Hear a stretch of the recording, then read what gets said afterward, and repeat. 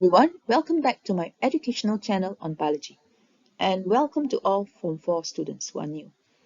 Now, I'm Teacher Janet, and in this video, we'll be discussing subtopic 2.3 in the Biology Form 4 KSSM syllabus. So, subtopic 2.3 is entitled Living Processes in Multicellular Organisms. We have already discussed the unicellular organisms, such as amoeba species and paramecium species. Now let's talk about multicellular organisms that are made up of more than one cell, right? So all the cells in a multicellular organism, like a human being, are they all the same? Do they all look just like this, like a general cell? No. In fact, the cells in a human being are very different in terms of their size, their shape, their content, and their arrangements, right? And why is that so? So that each cell is specialized to carry out a specific function more efficiently. Okay, so that's why the red blood cell is round, it's red in color. Okay, sperm cell has a tail, and the neurons or nerve cells have a long axon, which is like a fiber for transmission of impulses. So let's find out more. It's interesting to find out the adaptations or the characteristics of the cells that enable them to carry out the functions efficiently. Let's find out more.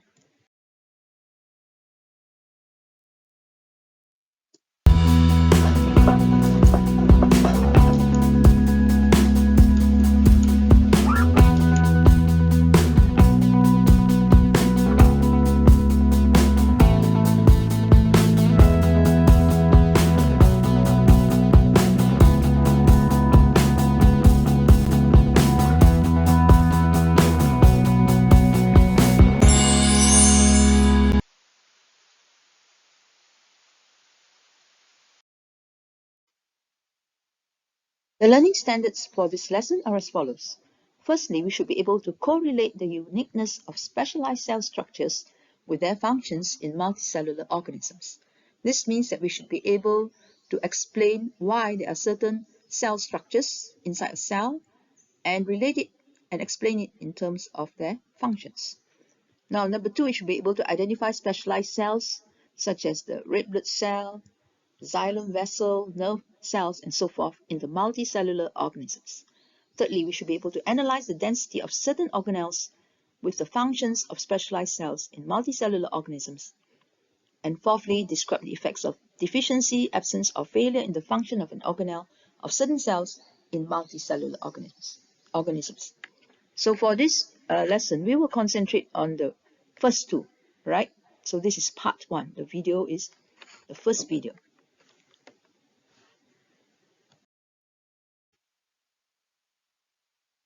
So we have already studied the unicellular organisms such as amoeba species and paramecium species. Now let's continue with the multicellular organisms. Humans, animals, and plants, they're all multicellular. That is, they are made up of lots and lots of cells. So these cells in an organism, are they all the same? No. There are various types of specialized cells in multicellular organisms, and they're different in terms of their size, their shape, the content, and the arrangement of the cells. It is such so that they can carry out their respective functions more efficiently, as we'll find out, but they will work as a team and they will not fight with each other or destroy each other. Okay, they work as a team for the health and survival of the organism. So it's like a company that has various types of workers in their staff, all right, to carry out different functions, but they work together as a team to ensure that the company, all right, can function and also can be successful in achieving its objectives, right? So now, the cell structure correlates to its function. So this statement is very true, meaning that each type of cell, okay, the structure of the cell and the shape of the cell, content of the cell, all will all change, and the cell becomes specialized or undergoes specialization. That means undergoes changes in shape and structure in order to carry out a specific function more efficiently. The more efficient the cell is in carrying out its specific function, then the better the health of the organism and the functioning of the organism. All right. So we are going to discuss the process of cell specialization, all right? How cells become specialized, how they undergo changes in shape and structure, when do they do it?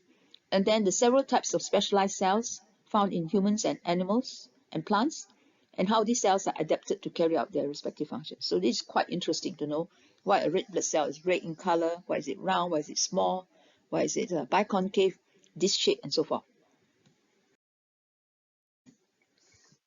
Now, cell specialization in multicellular organisms. So a multicellular organism consists of more than one cell. Now, formation of a multicellular organism, it starts with the male gamete or sperm fusing with the female gamete or ovum, right, during fertilization in the female or the mother's womb to produce a zygote. So let's consider a human being. So when the sperm fertilizes the ovum or female gamete, okay, as seen here in this picture, okay, then they will fuse together, and the nuclei of these two, the sperm and the ovum, will fuse together. So in the end, a single cell called a zygote is formed, okay, that has two sets of chromosomes, one from the father and one from the mother. Now this zygote is just one cell, so it has to grow, it has to develop. So it will divide by a process called mitosis. So cell division will occur, cell division by mitosis will occur. From one cell becomes two cells, and two cells will become four. Each time it divides, each cell will divide into two, right? So finally, an embryo is formed. So all these are stages of the embryo, all right, which is the stage of development of the baby, of the offspring, until about 3 months. So you form a ball of cells, and then you finally form a blastocyst, which is also an embryo. And in this blastocyst, you have a hollow section here, and then you have cells inside called the inner cell mass. Now these inner cells, they all look generally like this. They're not specialized yet, and they're called the stem cells. So stem cells are undifferentiated cells, cells that have not undergone any specialization or differentiation. Differentiation means the change in shape and structure, all right? And specialization means changes in shape and structure of a cell in order for it to become specialized to carry out the function. So these two are quite the same, except that differentiation is part of cell specialization, right? So, okay, so the undifferentiated cells like the stem cell here has the capability to differentiate into specialized cells like fat cells, red blood cells, epithelial cells. These are cardiac muscle cells, okay, and other types of cells, nerve cells called neurons, and so forth. So around the fourth day after fertilization,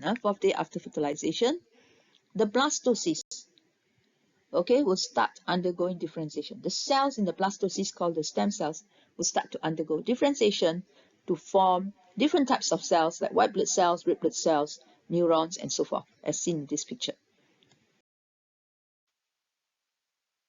So many students do not know the definition for cell specialization. Let's try to explain it. Now, cell specialization is defined as a process whereby a cell changes in shape and structure or differentiates as it grows. So the word differentiate means the process whereby the cell changes in shape and structure as it grows. Okay? But when you say cell specialization, you have to add these two lines, so that it gives rise to special structures in the cell to help it perform specific functions efficiently. Right? Just add on these 2 points when you define cell specialization. So cell differentiation occurs in the process of cell specialization. Okay? Now, so these two words are quite alike, but cell specialization, for cell specialization, add on this phrase to help it perform specific functions more efficiently. Okay? Now, example of cell specialization is the sperm cell. Okay? So a sperm cell has a long tail, right? This one here, and a lot of mitochondria. So the mitochondria is to help it generate energy, and the long tail is to help it swim quickly to the ovum for fertilization in the fallopian tube of the female. Okay? So mention the characteristic, long tail, and also a lot of mitochondria, and then states the function of that characteristic. A lot of mitochondria to help it generate energy, and the tail will help it swim quickly to the ovum. So you can actually separate out these two if you want, for fertilization. So state the process involved, okay, if there are any processes involved. Thus, a multicellular organism has different types of cells, such as the nerve cell, sperm cell, muscle cell, to carry out specific functions more efficiently for the survival of the organism. All right? Now, one more word. What is stem cell? Stem cell is a cell found in the human being, just like in the embryo just now, and they are able to differentiate or undergo changes in shape and structure. That means they are able to differentiate, to transform into other types of cells found in the body, different types of cells. So this process is called cell differentiation, and it makes the cell specialized. Okay, so all these are specialized cells: epithelial cell, white blood cell, the gametes, like the sperm and ovum, muscle cell, and so forth.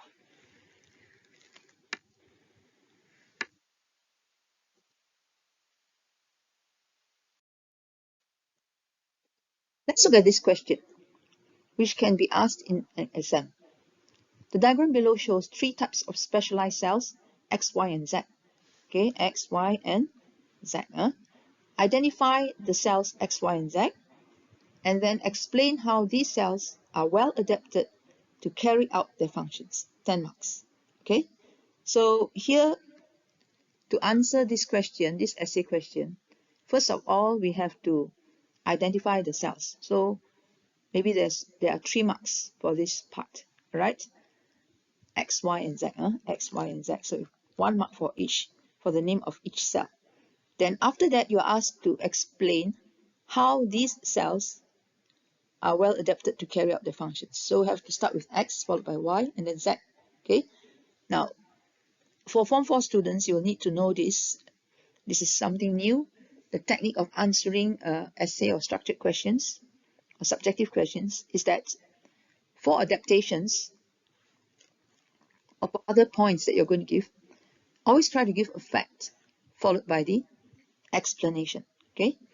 Now, in this case, you state the characteristic and then explain what is used for. Okay. For example, this cell has a long, thin fiber called the axon, and then for what? For transmission of nerve impulses, for quick transmission of nerve impulses from one part of the body to another. Okay, so of course we don't write the arrow here when we're explaining. Okay, but all my notes will have the arrow to show you the 2 parts, the characteristic and then the function. Okay, so I'll be explaining the adaptations of these various cells. Adaptations means the penyesuaian, how it is suited to carry out its function. Okay, so for adaptations, we must have characteristic followed by function. All right, so we'll come back to this question in the next video. So first of all, you have to listen to the video and try to view it and understand everything first, right? Then try to write your own answer, because Form 4 students need practice writing essay answers. They have not enough practice in that, right? So this may be something new to you, writing an essay answer. So I'll be discussing technique of answering this question in the next video. Okay, so try and answer this question after you have listened to and viewed the video. Now, first of all, let's discuss the red blood cell, which is a very specialized cell. The main function of the red blood cell is to transport oxygen from lungs to cells. To transport oxygen, it has hemoglobin, which is a red pigment or coloring substance inside its cell. And this hemoglobin can bind or combine with oxygen that diffuses from the lungs into the blood. Okay, so the hemoglobin can bind to the oxygen, and then in that way the red blood cell will transport the oxygen in it to the cells, from the lungs to the cells. So what are the adaptations of the red blood cell that helps it to transport oxygen? especially oxygen. So the first thing you notice is that it has no nucleus, right? It doesn't have a nucleus compared to a normal cell. So most cells have a nucleus each, but the red blood cell does not. So is it because it's a defective cell? Cacat or something like that, something wrong with it? No, actually when the red blood cell is younger, there's a nucleus. But as it matures and it differentiates, the nucleus will disappear, right? So that it can contain more hemoglobin in the empty space, in the space that was taken up by the nucleus. And there will be more hemoglobin to bind with more oxygen around the red blood cell, so that the red blood cell can transport even more oxygen to the cells because of the extra space, okay, that is found in it due to the fact that it has no nucleus. Now, secondly, the shape is very important. Since it has no nucleus in the center here, the shape is called a biconcave, this shape. So from the front is this shape, is round and flat like a coin. But if you look, you cut through it, cut through the red blood cell at the center here, and you look at the surface, the shape is like a dumbbell. So it's biconcave, meaning that it is depressed a bit here on both sides. So two sides are depressed. It has a biconcave this shape, and then it's small. So this red blood cell is very tiny. If you look under the microscope, you'll see that it's very, very tiny compared to other cells. But although it's small in size, it is numerous. Okay, there are numerous, or there are many, many, many red blood cells inside the blood. So all this will cause it to have a larger surface area. Okay, the surface area is the surface area of the plasma membrane of the red blood cell. All right, so if we add up all the surface area of all these red blood cells, tiny red blood cells, is actually a very big total surface area, okay, because of its biconcave, this shape, and its small size, and the fact that it's numerous. Now, all this will help to increase the rate of diffusion of oxygen. So it's for faster diffusion of oxygen from the surroundings here into the red blood cell through the plasma membrane. Okay. Now, thirdly, it has a flexible elastic plasma membrane so that it can change shape and squeeze into the tiniest blood capillaries. So blood capillaries are very small. Now, have you ever seen your blood capillaries before? Yes, you can actually see blood capillaries very clearly if you pull down the lower lid of your eye. Look in the mirror, pull down the lower lid of your eye. You see tiny hair-like structures, right now? Red in color. So these are the blood capillaries. Okay, they're very tiny. And the red blood cell can just fit in exactly into the blood capillary as it is passing through, right? So sometimes it may get stuck there, like in a traffic jam, but then it can fold a bit due to the flexible elastic plasma membrane. It can change its shape and squeeze through the tiny blood capillaries due to the pressure of the blood when the heart pumps the blood, right? So it will not get stuck forever. It may get stuck a while, then it will squeeze through as it changes shape. So this is due to the flexible elastic plasma membrane. So okay, so if you ask this question, what's the adaptation of the red blood cell to transport oxygen? Then you can state these three main adaptations, and the fourth one can also be that the red blood cell contains a lot of hemoglobin to bind to oxygen. Okay, so hemoglobin is only found in the red blood cell, right? Not in the nerve cell or the epithelial cells. And this hemoglobin is very important because it has a great attraction to bind, or great affinity to bind with oxygen, all right, to transport it to the cells for respiration. So 1 to 2 marks for each point here. Okay, so if you ask to give 3 adaptations, please try to give these 3 adaptations, which has been explained very clearly for you with the facts or the structure and then the explanation or the function of that particular characteristic. Fact leading to explanation.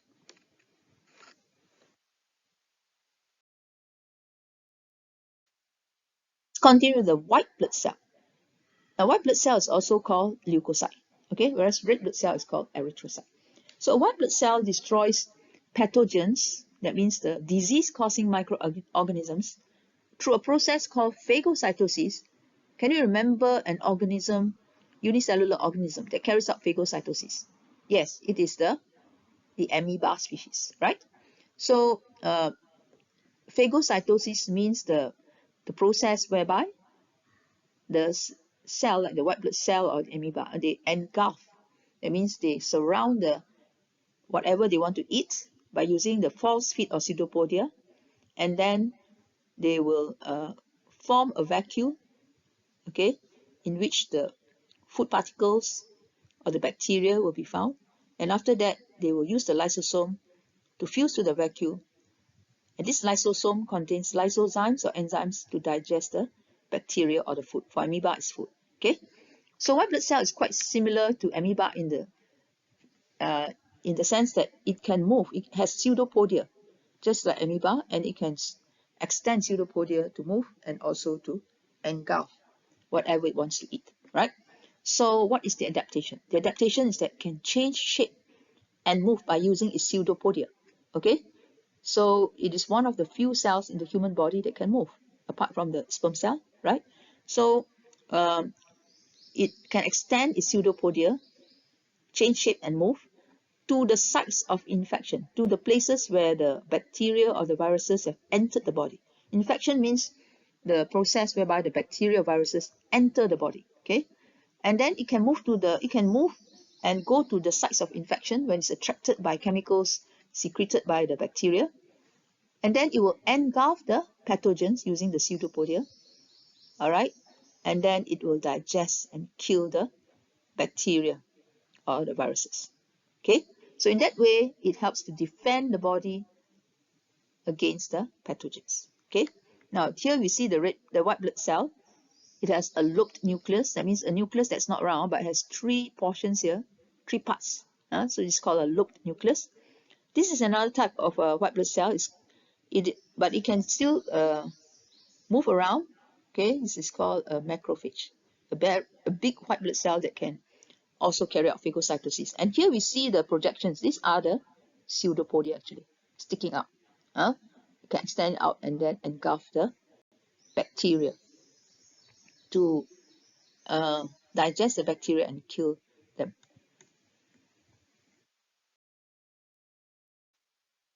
Now, thirdly is the nerve cell. The nerve cell is highly specialized, as you can see here, right? So we'll be studying the nerve cell or neurons in another chapter. Now, the nerve cell, generally, it has one type of nerve cell has a long axon and it's very thin in shape. So the axon can be around 1 meter long too for a tall person, and it can transmit nerve impulses efficiently throughout the body due to this long axon. Okay, because the nerve impulse will pass through the axon, will be transmitted by the axon from one part of the body to the next. So the brain contains a lot of these nerve cells or neurons, okay, for transmission of impulses in the brain. Now, muscle cell. So muscle cells are arranged as multinuclear. Multinuclear means many nucleus, right? Many nuclei. Many nuclei. Striated means having stripes like that, like a zebra like that, having stripes. Striated fibers. Okay, fibers are long, thin strands of the muscle. So they have the ability to contract and relax due to the presence of two types of proteins in them. Okay, muscle cells are special because they have this protein or filaments called actin and myosin filaments. Okay, so they are found in the fibers, and through a special process, these actin and myosin filaments will help the muscle to contract and relax. Okay, so for example, if we want to lift up a weight, okay, if this man wants to lift up a weight, his biceps muscle will contract, all right, and the triceps muscle will relax. So when the biceps muscle contract, it will shorten and then it will pull the bones upwards to generate movement. So muscle cells are special because they can contract and relax due to the presence of actin and myosin filaments, right? Now, fourthly, the sperm cell, which is also highly specialized. It is used in reproduction to fertilize an ovum and produce new offspring. Offspring means the anak. Okay, so the main job of the sperm is to carry the chromosomes in it down to the ovum and then to fuse with the ovum and fertilize the ovum. And then the genetic material of the chromosomes will then be combined with the genetic material of chromosomes of the ovum. Okay, that of the sperm and ovum will combine. And then that is to form the new offspring. So it's on a mission. The sperm is on a mission, not mission impossible, but mission possible, right? To fertilize the ovum, which is found in the fallopian tube of a woman. So it has a long tail, firstly, a very long tail, to enable it to swim towards the ovum in the fallopian tube for fertilization. Okay. Now, fallopian tube is part of the female reproductive system, all right, which we'll study later on. So it has a lot of mitochondria in the middle piece here, and this is to generate energy through respiration. We know that mitochondria are organelles that help to generate energy through respiration, according to the equation GO arrow WEC, right? All right, glucose plus oxygen produces water, energy, and carbon dioxide. Now, then this energy is used by the sperm to swim vigorously to the ovum in the fallopian tube for fertilization, right? Now the head. The head is this part here. So the sperm has a head, a middle piece that contains the mitochondria, and the tail. All these parts are very useful to the sperm. All right, they are adaptations of the sperm. Now, what's in the head? The head has a set of chromosomes from the male, which contains genetic information to determine the characteristics of the offspring. Okay, so the head contains the chromosomes from the male or from the father. Okay, and then the ovum contains the one set of chromosomes from the mother. So these two sets of chromosomes must come together in the formation of an offspring, right? And the genetic information will then be complete to determine the characteristics of the new organism, the offspring. So here I have there's a good website or video for you to watch. If you click here, the title is Fertilization by Nucleus Medical Media. Okay, and it's a few minutes long only, but it's very interesting to watch the video, whereby we see the sperm encounters a lot of challenges on its way to fertilize the ovum. There's only one sperm that can fertilize the ovum, right? So they say that we are all winners, okay? Because all of us have been created through the fertilization of an ovum by a sperm. Only one sperm can fertilize the ovum.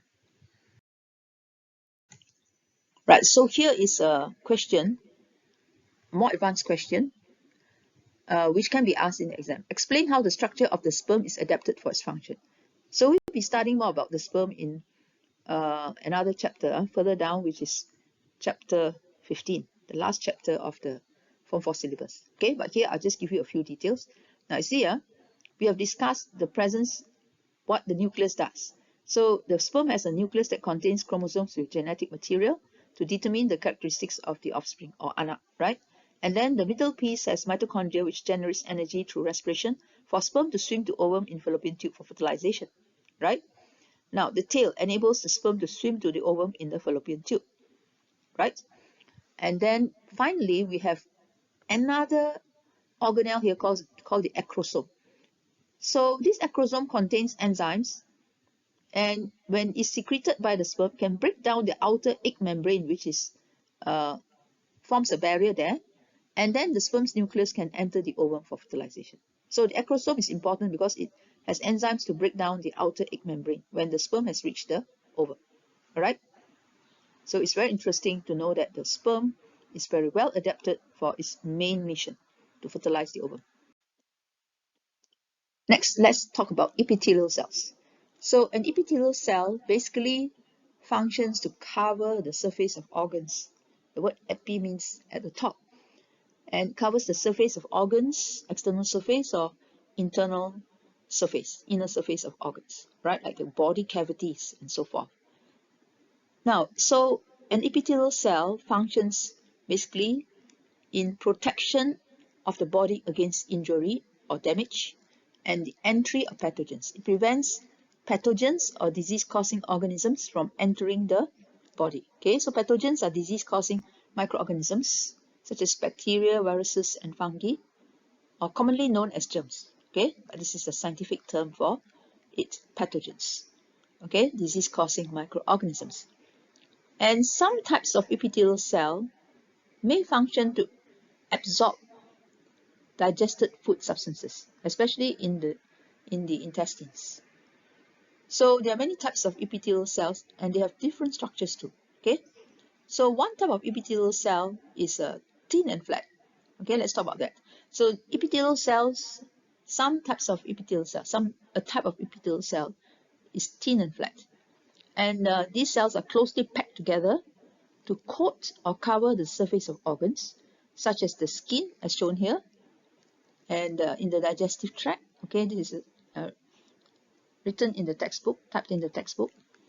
Now, for the skin, it has a few layers of these flat epithelial cells. Okay, from the surface, if you look from the top, they will look like this, flat. And if you look at it in the cross section here, it will look something like that. They are quite flat, these epithelial cells.